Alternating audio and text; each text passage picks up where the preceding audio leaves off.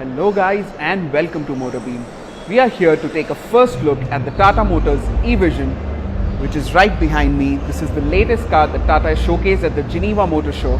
So let's take a quick look at the car. Alright, so let's start with the exteriors of the car. And let me just say that it looks stunning in its current form. Starting from the front, you've got these really slim and smart looking headlamps, which of course are LED, and the grille starts right from the tip of the headlamp and goes all the way to the other side.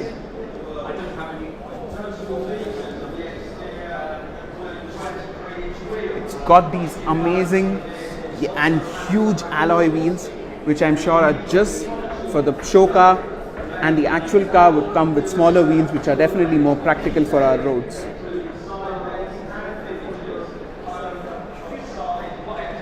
Moving on to the sides, gets these rather smart, however a bit unfunctional outside rear view mirrors,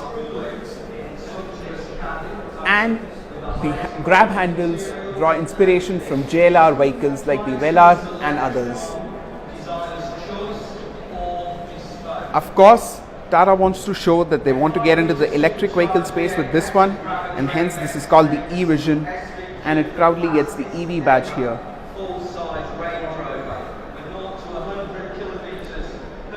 At the rear, you again have slim looking tail lights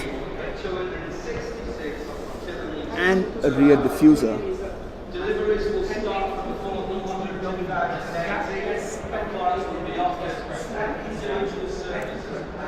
I will just try to show you different angles of the car.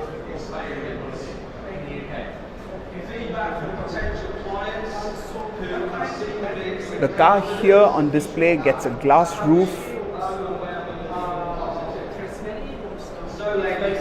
You can see it from here. It's a full glass panoramic roof. And the interiors look rather interesting too. And just like that, we are inside the car now. The interiors are unlike any Tata ever seen before and draw huge inspiration from JLR products and even Volvo because of their minimalist nature. Looking at the steering wheel, it is well contoured and is a flat bottom unit with wood and piano black inserts. The instrument cluster is a full digital unit, which you can partially see from here.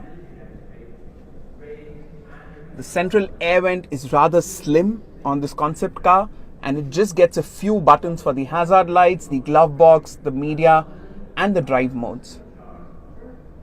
Now, one very unique feature which draws inspiration from Ferrari is the passenger display, through which passengers and even the rear passengers can see quite a lot.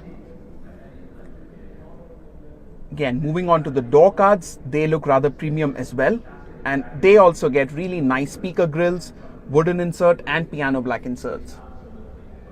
The headrests here also look unlike any other C-segment sedan, whereas this panoramic glass roof liberates a lot of light in the cabin.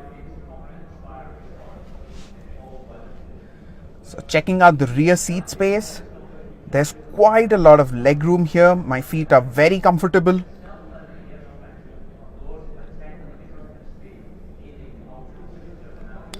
And there's an interesting central armrest as well, which seems to have space for rear seat controls, which may be added at a later stage. Again, a look at the rear door panels. And an interesting bit of detail here in the seatbelt clip.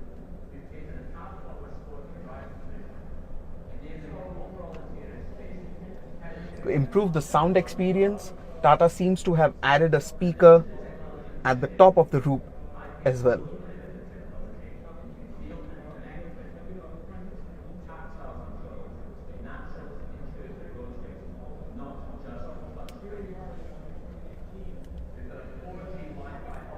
Gets a frameless rear view mirror.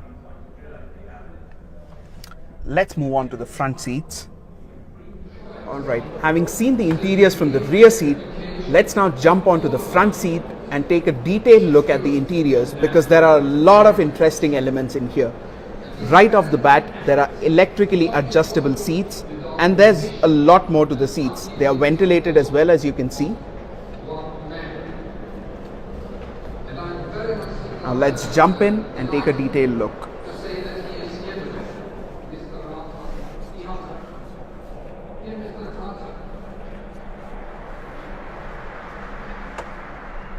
So here is the instrument cluster in a lot more detail. The graphics look rather nice and funky. Has paddle shifters, cruise control buttons around here, and the volume buttons around here. The center console is what is really interesting. So what Tata has done is that they've moved all the controls that you normally don't use way too often onto this nice screen, just like Volvo. So the seats get massage function, the aircon controls are in the screen, and all the media controls are of course on the screen as well. The vents, now the vents are rather interesting too. They're not the conventional vents, and they are based on the Dyson principle, which a lot of you would have studied in physics. The secondary display, you may be curious what all does it do. So it can show you all the information that you don't normally need while driving. So it can show you the navigation details if the passengers want to take a look at it and guide you. It can show you the music information, your social media feed, the weather information, and a lot more information. So it really opens up quite a lot.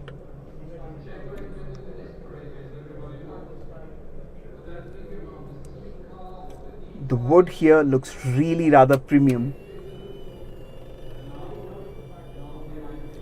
Now the sound system, I've been told, is a really high-end system that has been developed by Tata with the help of some experts. It is not branded like the other cars like JBL or Harman Kardon, but they want us to believe that it will sound really good. Now since all the controls have moved on to the screen, and currently the car doesn't have a gear lever, there's a lot of space in between the front seats. And both the front seats also get a rather comfortable armrest.